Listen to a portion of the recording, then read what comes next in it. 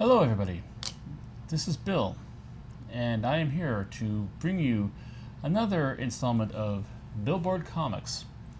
And not only that, another installment of our sub-feature, A Girlfriend's Guide to Comics. Brief recapture to anybody who's here for the first time. The title is not meant to be as misogynistic as it sounds. This is basically an idea I had for a book back when I was first dating with my wife, who's then my girlfriend, because that's how it works out. Usually date somebody, they are your girlfriend, and then you marry them, they become your wife. Sometimes, not always, and doesn't usually work. You know how it is. However, one season she decided to actually buy me a whole bunch of comic books for Christmas, and she wanted to complete a set of Captain America comic books for me, because I was a big collector of Captain America. He's one of my second favorite character of all time. So as such, she decided to actually buy it for me.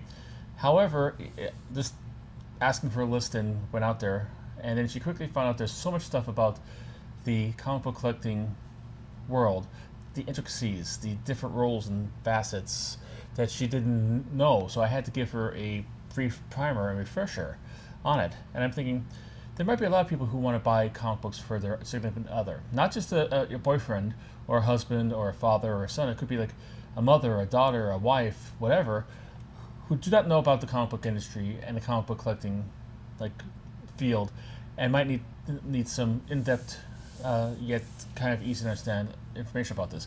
And that's why I decided to do this for that. So I'm hopefully I have about 20, close to 30 ish installments of this, if you're watching this in order, and it's there to provide that function, and hopefully in an easy to understand and not too condescending tone. I'm trying to help people. I'm not trying to prove like I'm the smartest one ever. But I digress. So this is the idea behind Girlfriend's Guide to Comic Books.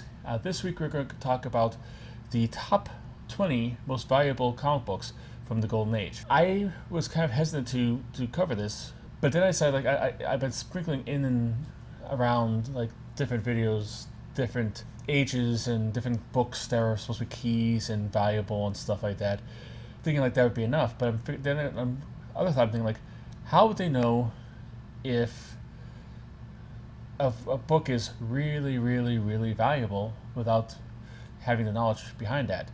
A lot of us know offhand, it's second nature to us, but other people might not know that.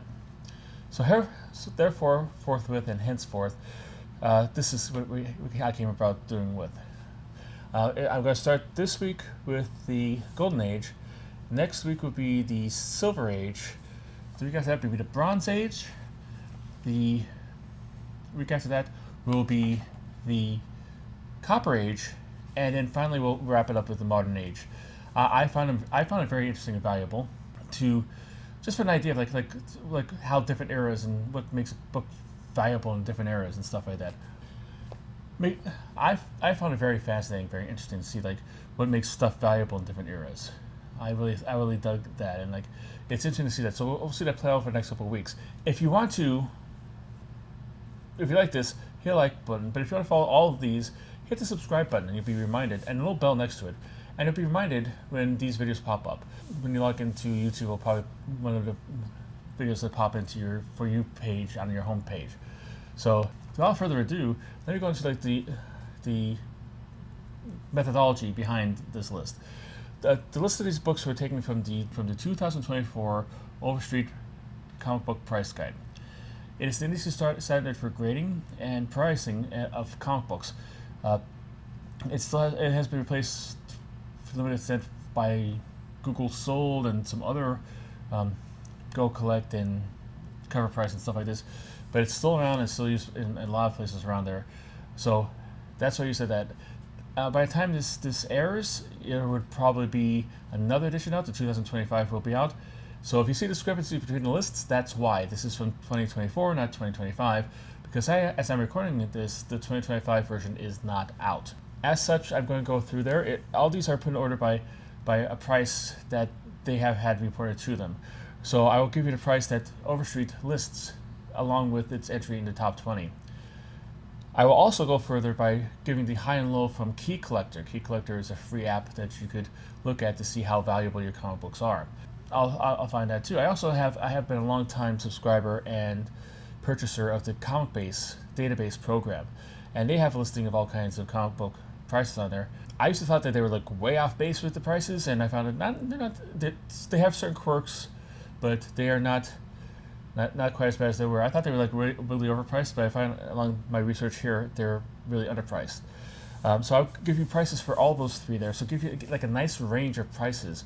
So if you're going out to buy these books, what to expect and how much money to bring with you, and just to make sure that you are not being swindled or taken advantage of.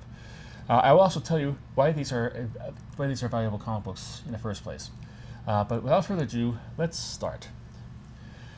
Number 20, the 20th most valuable comic book according to the 2024 Overstreet Comic Book Price Guide. I will not be saying that for every entry, don't worry about it.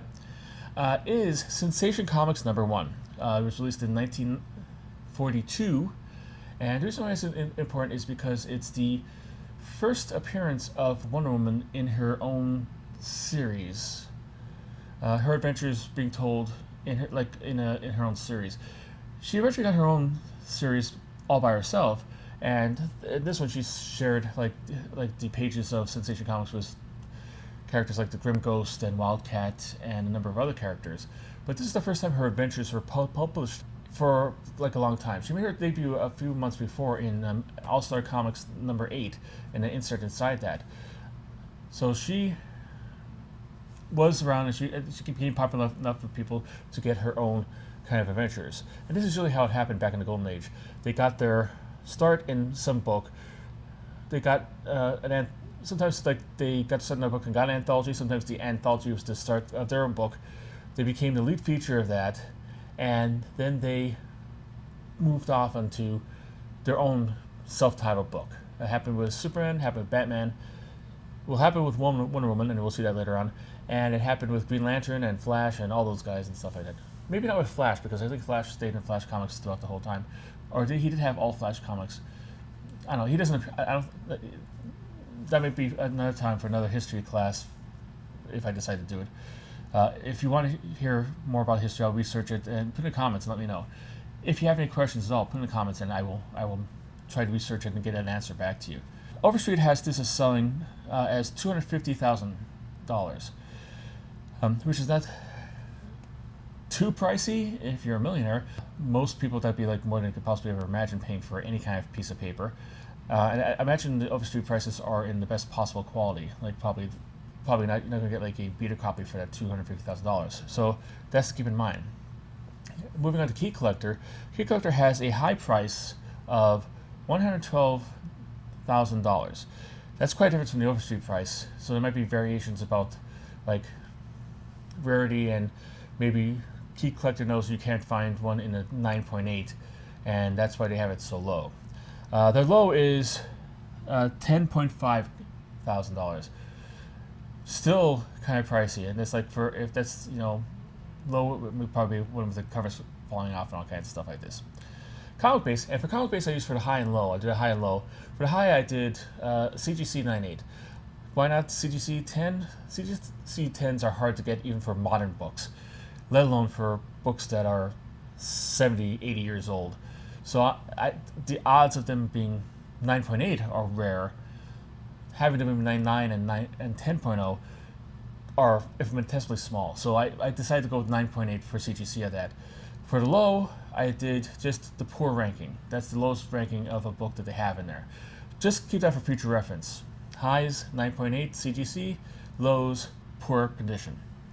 And they had the value for their high is $246,000, which is in line with like what Overstreet has. So that means like the Key Collector might be the outlier on that. Their low, however, is $3,300. It's much lower than the Key Collector. Moving on to number 19, and Wonder Woman just doesn't want to leave us alone. She's back in Wonder Woman number 1. Like I said, they'd start off with the thing and then get their own series, and this is their own series. It also appeared in 1942. So she didn't really have a lot of time in Sensation Comics. She still was in Sensation Comics. They were usually, when they have this happen, like Batman was in Detective and his own series, Superman was in Action and his own series, Wonder Woman was in Sensation and her own series. They're running concurrently. So, but the Wonder Woman, all the stories in the book were all Wonder Woman stories, told by the Wonder Woman creators. So that's the little difference between those two. If you need to know like what's the difference between Sensation Comics and Wonder Woman, Sensation Comics was Wonder Woman leading probably the first story of the book, and it had other characters filling up the back. Wonder Woman was all Wonder Woman all the time. But like I said, it came back in 1942. Overstreet says that the price for this is $265,000. It's, for me, like basically it's kind of interesting to see like Sensation Comics #1 came out earlier. You'd think it'd be more valuable, but having the comic book with their own name made it valuable. This will not continue through every kind of hero who has their own comic books on this list. Just so you know about that. Key Collector lists the high as $105,000 and the low as $11,500. And again, it looked like the last one, it looked like commonly between the Overstreet Price. Overstreet Price might be the record price that it was sold for. Who knows? Comic Base, the high, the 9.8 CGC, would be valuable if you had one, would be $177,800, and low would be $23,000. So, just so you know, like it looks like, take these with a grain of salt, but add them into your calculations if you're trying to go out to buy this stuff for your loved one or even for yourself. An idea of what the price range is. Like I said, I try to do like with the rule of majority. The high for Key Collector and Comic Space are a little closer together, but still quite far away from Overstreet. If I'm going shopping, I'd probably go in the $165,000 to $180,000 range if you're buying this. And if you have that much to spend on a near mint copy of any kind of Golden Age comic books, it probably doesn't make a difference what the price is. But this just give you an idea on that. Of course, the reason why this is popular is, of course, because it is her first solo series that she headlined and that she filled up all the pages of it. At number 18 is Detective Comics number 33. The year is 1939, and this came out 6 issues after his origin. His first appearance, I should say, in Detective Comics number 27. The Overstreet priced it as $290,000. Key Collector has a high of $260,000 and a low of $22,000. Comic Base has it for a high, which is CGC 9.8, of $638,000 and a low, which is a poor quality, of $8,500. And the reason why this is so important on here, it's because it features the origin of Batman. I guess in full, like the Detective Comics, I think had one page, like a brief kind of like hitting all the guide points about this. This is a whole story developed that fleshes that one page out. Number 12 is Action Comics number 2, 1938. It's the second appearance of Superman. So that because he appeared in Amazing Comics number 1. He, however, did not appear on the cover. More on that in the future. A little teaser there for you. Year's 1938. Overstreet says it's $305,000. Key Collector has a high of $180,000 and a low of $18,800. Comic Base has a high, which again is 9.8 CGC, of $182,400 and a low of, which is a raw poor copy, which would be $2,425,000. Like I said, there's like a lot of discrepancy about this, and like the Overstreet seems to be higher than a lot of the other ones, but think about it. This is what you expect to pay for that. Don't be surprised if you see it for $180,000. Don't be surprised to see it for $305,000. This is to give you an idea of a range of how much these cost, and like a lot of the various will depend on where the actual seller gets his pricing information from. Next up on the list is number 16, which is More Fun Comics 52. More Fun Comics is the home of many first appearances, and this is one of them. This is the first appearance of the Spectre in comic books. It was from 1940. Overstreet had it on the list as being $370,000. Key Collector had a high of $112,000 and a low of $8,000. And Comic Base had a high listed as that's a CGC 9.8 of $328,000 and a low, which is a ungraded poor copy, of $41K. Next up, she's back again. Wonder Woman's back. Tell a friend. This is the first appearance of Wonder Woman in All-Star Comics number 8. Comes in at number 15. Year is 1941. Overstreet has the price at $390,000. However, Key Collector has a high of $290,000 and a low of $22,500. Comic Base has a high, which again is a CGC 9.8 graded, of $272,000 and a low, which is a raw poor copy, of $3,600. Next up, at number 14, we have Detective Comics, number 29, 1939. Overstreet had it at $395,000. Key Collector had a high of $145,000. Has a low of $14,500. Comic Base had a 9.8 CGC graded copy. They'd have it valued as $340,400 and a low, which is a poor copy in raw ungraded condition, of $4,900. The reason why this is valuable, it's the second cover appearance of Batman, the third appearance of Batman, and the first appearance of Dr. Death. Next up, number 13, is Flash Comics number 1. This is from 1940.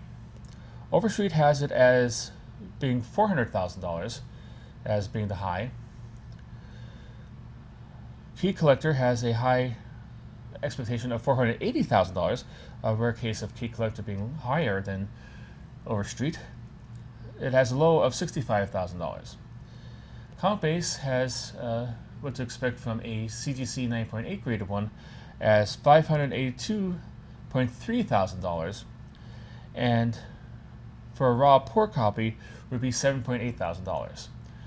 Reason why this is so valuable and has all the ones are really, really high is that there are 3 first appearances in this book. Obviously, by the title, you know it's Flash. So the Flash, the Jay Garrick version with the Hermes helmet, appears first in here.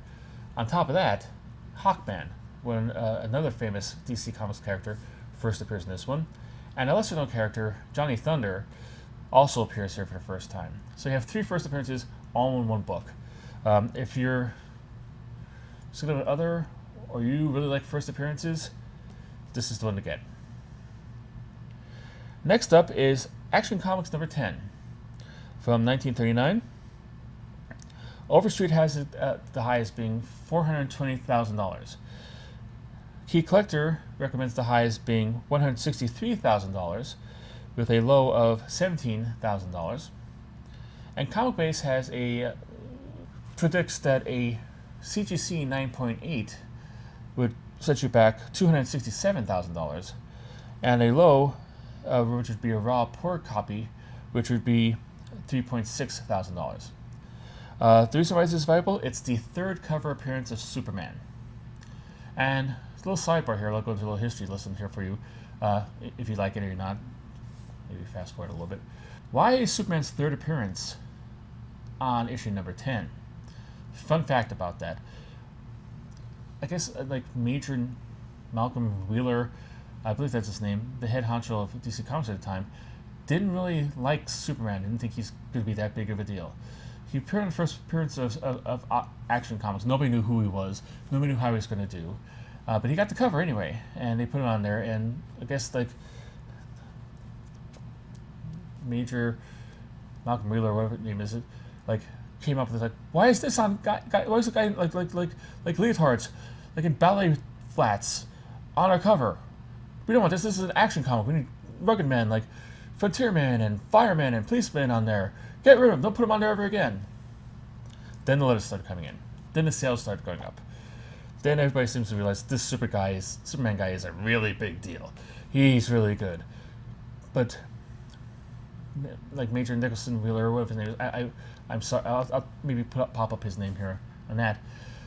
Was still hesitant until around like the 10th issue, and then realized every time they put Superman's picture on the cover, less copies of the action comics were being returned, and eventually they're starting to sell out. So therefore and forthwith, Superman got to be on the cover. However, that explains why it took him 10 issues to get his third cover appearance, even though he was the biggest comic book character in the history of comic books. Just, that boggles the mind to me. I think that's very interesting. All right, next up, we are going to go to 11, Pep Comics, which is a MJL or MLJ publication. Pep Comics. MLJ. What could this be? It's not Marvel, it's not DC. Because everything up to this point has been DC or National Comic Book Corporation. Who is this one? This, ladies and gentlemen, happens to be the first appearance of Archie Andrews. Yes, ladies and gentlemen, Archie Andrews, one of the most endearing and lasting comic book characters of all time. Love him or hate him, think he's juvenile or you follow every adventure, this is where he got his first start. In like the 8th or 9th story of the book. Fascinating. It's 1941. Overstreet has the price as $455K. Key Collector has a high of $300K and a low of $30K. And Comic Base has a high, which would be, once again, CGC 9.8, of $644.1K, and a low of, say, which is, again, ungraded, poor condition, the worst condition you could get of the book, of $8.6K. And it's just amazing like how like the things vary from thing to thing, but they're all really high. And like I said, he doesn't appear like way in the second half of the book. And the way he appears, his first appearance is like he's a buck-toothed guy with the kiss your ass haircut, part down the middle, kind of guy I have here. And the only people up here with him are Betty, Cooper, and Jughead, and it's basically like kind of like teen comedy. He's not the first teen comic that's ever been around. Howard Teen was in the comic strips for about 30 years, 40 years by this point. So the adventures of a teenage hero were not new, but in comic books they're kind of novel, and this is the first original one of them. And of course he spawned numerous imitators over the time, and he has become a pop culture phenomenon. Eventually MLJ was renamed Archie Comics, and they still exist today. They are still in publication today, which is, all thanks to this. All right, next up is number 10, which is which is on the top 10 right now, so you know it's going to get really big. So hold on to your shorts, pull up your socks, and sing like the Duke. If you know the reference, you know the reference, and I mangled it, so I apologize if you do know the reference. However, number 10 is Wiz Comics number 2, which is the first appearance of Captain Marvel / Shazam. Year it came out was 1940. Overstreet has it priced at $475,000 for a high-grade copy. Key Collector has a high going for $301,000 and a low grade going for $34,000. Comic Base has a high, which is again what they theorize if it existed, a CGC 9.8 encapsulated copy would be $660,000, and a low, which would be the worst condition copy you could get that's not been graded, would be an $8,800 copy. You might be asking yourself, why did this character, who was so important, make a first appearance in Wiz Comics number 2, the second issue of it? Why would he make an appearance in the second issue published of Wiz Comics? Because it wasn't the second issue published of Wiz Comics, it was the first issue published of Wiz Comics. So yeah, back in the 40s, they had an idea of like the newsstands were I don't know if it's real or folklore or some like they believed in that didn't really happen, or a wives' tale, or whatever, or a superstition that they gave more precedence that they actually should have. But they believed that anything that had a number one would not be picked up by newsstands because the newsstand vendors and the owners would be hesitant to start a new book that they didn't know was going to sell, and just take up space on their newsstand that could have been taken up by a book that actually did sell. So a lot of times you had books. I did a whole thing on if we did a whole thing on numbering a couple of weeks ago. This I touched on that a little bit. Basically, they would start a book by number 2 instead of number 1, or if they're canceling a book and starting a new one, instead of like say Mary's Flower Garden, they'd stop that at number 19, and number 20 would be Max's Two-Fisted Gunfighting Action. Didn't care that they had nothing to do with each other and they might be opposed. That'd be number 20, and Mary's Flower Garden would be number 9. None of these titles exist. There's examples because I can't come up with real world examples off the top of my head. I apologize. But you know what I'm saying. It's just basically they had this stuff all the time. So that's why this is number 2. Eventually they did change the numbering, I think around the 3rd or 4th issue, to catch up. So they retroactive made number 2 number 1. If you look at a lot of databases and stuff like that, you'll find Wiz Comics number 1 as being this issue, which is actually technically number 2 in the indicia inside the thing. So I consider it to be number 2 because it's the Odysseus God. Get a t-shirt. But if you hear like Wiz Comics number 1, number 2, it's this issue. There's no other number 1 besides this is the first issue of Wiz Comics published and the first appearance of Captain Marvel. Don't be confused or misled. Next up, number 9 is Detective Comics number 31. Year from 1939. Overstreet value of $525,000. Key collector has the highest $410,000 and a low of $53,000.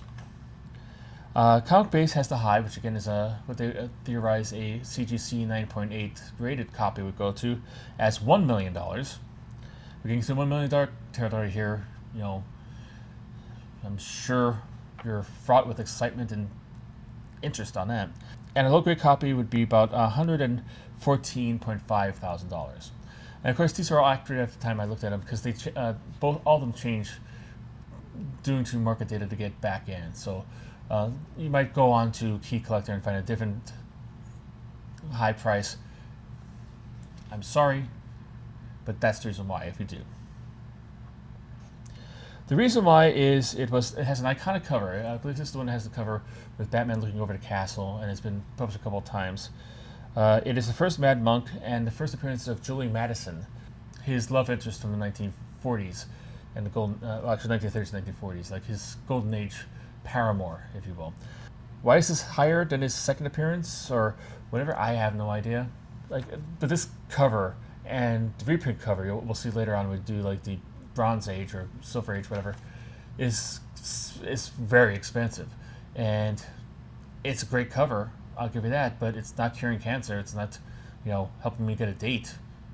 I'm married. I'm not looking for a date. But if you know what I'm saying, it doesn't seem that spectacular on its own. But I'm not most people, and most people really love this, and that's why you could get it from anywhere from $410,000 to $1 million, $110,000 to $1 million. If you so choose. Next up is Action Comics number 7. Year 1939. Overstreet value was $650,000. Key collector has a high of $232,000 and a low of $23,000. And Comic Base recommends a high, which is CGC 9.8, of $822.2 thousand, and a low raw pork copy of it would be $11,000. The reason why this is valuable is because it's the second cover appearance of Superman. Number 7. Let that sink in. Remember what I told you earlier, like a couple entries ago, about how they didn't really think he was all that in a bag of chips and decided not to put him on the cover? He appears on cover number 1. This appears for the next 6 covers 2, 3, 4, 5, 6. There's 5 covers. All gone. He's not on there. They have firemen, they have the police officers, they have people fighting, they have Texas ranchers and stuff like this. All their stuff. Action figures, not action figures, but figures performing an action. Superman gets his next one at number 7. Number 7! And then after that, he has to wait another 2 issues before he gets his 3rd appearance. I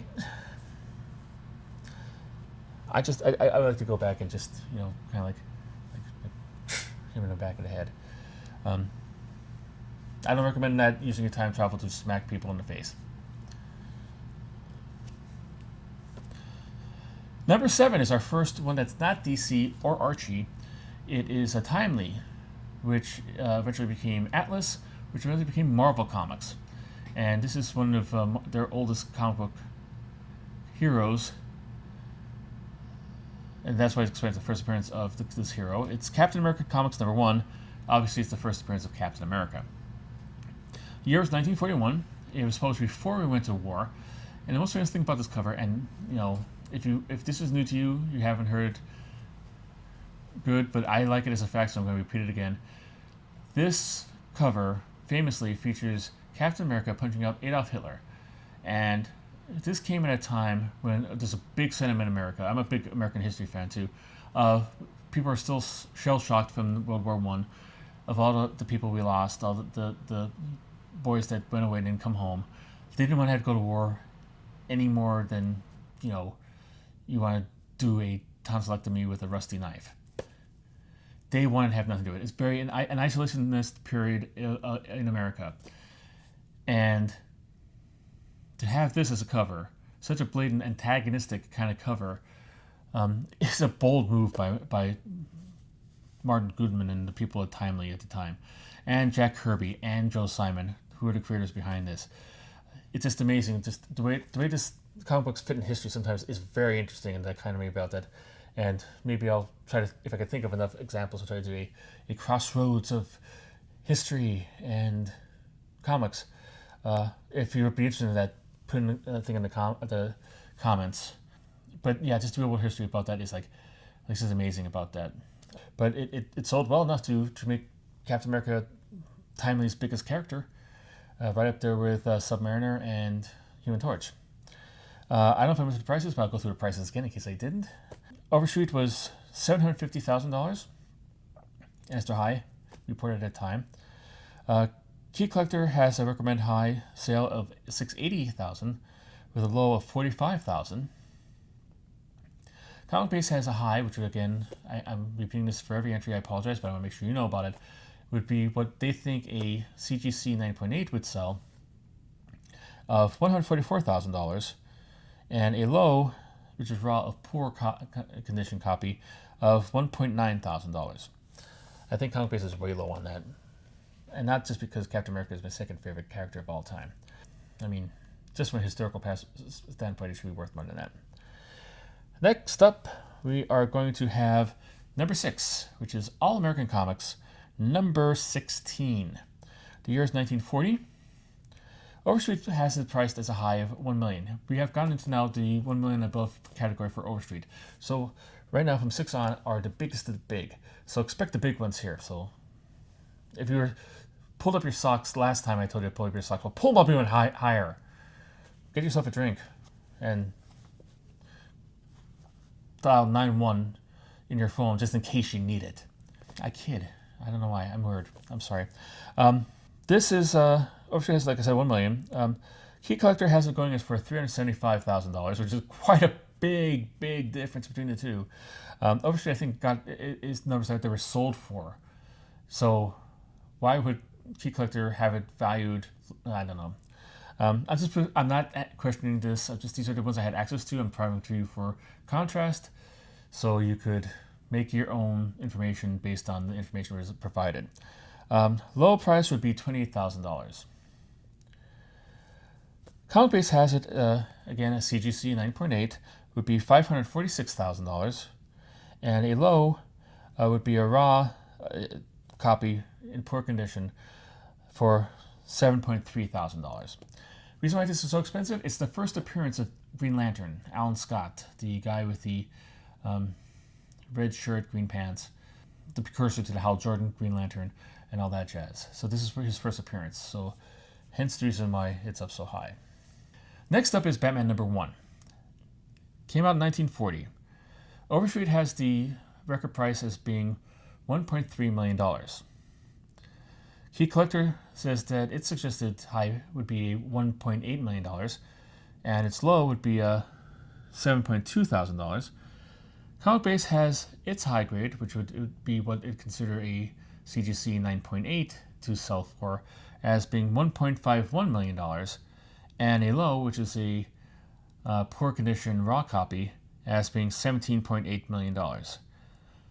Obviously, this is the first appearance of Batman in his own book, and that should be enough to bring it on number 5. But it was also the first appearance of the Joker. It was also the first appearance of Catwoman. And so you have 2 major first appearances, plus Batman getting his own book. You can make the argument it should be higher than number 5, but once you see number 4, number 3, number 2, and number 1, you'll probably understand why it's here. Let's not wait. Number 4 is Marvel Comics #1. This is the first Marvel comic ever, and that's why it's on the list at number 4, and why it's so valuable. Came out in 1939, and Overstreet has the record price as being $1.4 million. Key Collector has its high listed as $1.2 million, and a low of $668,000. Comic Base has the high, which would be what you'd find if it existed, a CGC 9.8 copy would be $1.4 million, and its low, which would be a one that looks like it's been over by a tractor trailer and barely holding on to existence as a comic book, as being $18.7 thousand. I believe this is also the first appearance of the Human Torch, the second or third appearance of the Submariner, and a whole other key kind of like first appearances in there and stuff like that. So this is the biggest Marvel book of all time, and on a list dedicated by DC Comic Books, this is impressive. Number 3 would be Superman #1. This is Superman in his own solo book. Came out in 1939 after they finally woke up and realized what a catch he was. I can't get over that. Him not being on the cover of Action Comics where they think he was going to do anything, and he's the biggest thing ever. Overstreet has this record sale as $3 million for this copy. Key Collector has a high recommendation of $3.1 million and a low of $110,000. Comic Base has a high, which would be what a CGC 9.8 would get if any existed. I doubt that there is any. There might be. Who knows? Of $4.1 million. And a low, which would be the poor, crappy copy of the book, would be $55.7 thousand. Next up, number 2, Detective Comics #27. Year would be 1939. Overstreet has a record sale as $4.8 million. Key Collector has the highest being $2.2 million, with a low of being $269,000. Comic Base has a high, which would be a 9.8 CGC graded version if it existed, as being $5.8 million, and a low being, which would be the ratty falling apart at the seams copy, being $70.6 thousand. Why? Because it's the first appearance of Batman. Very simple. He appears on the cover as well, too. Superman is the biggest character in comic books. Batman is right there next to him, nipping on his heels. Obviously, this is going to be number 2. No doubt. I mean, I'm amazed that it's only $4.8 million of record sale. It should be much higher. But here, this brings us to our final entry in the list, our number 1 copy of all time. And if you've been following along and keeping track and marking stuff off and have collected a comic book at all in your life, or been to a comic book convention or anything, you should know what this copy is. So everybody, all together, let go of your socks, relax, we're done now. But I need you to say it with me, everybody at once. The number 1 most valuable comic book in the world is Action Comics #1. This has set historical numbers about how much it's sold for. It's not just a million; it's millions now by this point.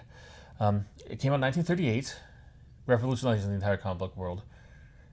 It's well worth all the money you'd pay for it. If I had money, I'd pay for it. Overstreet has the record as being $7.7 million. That's good. Key Collector has its recommended high as being $9.6 million. And a local edition copy would set you back $985,000. Comic Base has its what a CGC 9.8 condition would set you back if it existed as being $8.1 million. And its low, ripped and torn to shreds, eaten by a dog, and then pooped back out copy would set you back $109,000. Yes, $109,000 for a comic book that you'd be afraid to touch for fear that just turned to dust in your hands, like the end of Infinity War. And this is the most valuable comic book ever because it's the first appearance of Congo Bill and Zatara. I use that joke all the time, and I'm sorry about it. I don't even like it myself, but I feel compelled to use it. I apologize to you and to all the ships at sea. No, it's the first appearance of Superman in comic books. It deserves the title as the biggest comic book of all time, and well deserves its time on the list. And that brings the Golden Age list to close. Next week we'll go on to the Silver Age comic books. What do you think of the list? Do you have any of these comic books? Which one is your white whale that you hope to get? That you are selling plasma and saving up keeping your organs good safe so you could donate them, just so you could actually get this comic book. Let me know in the comments. I would love to hear from you about that. And if you like this comment, hit the thumbs up. I would appreciate the feedback. And if you want to see more, subscribe. This is like the first of a series of 5 of these things. And, if you want to see more, subscribe. And if not, keep on collecting.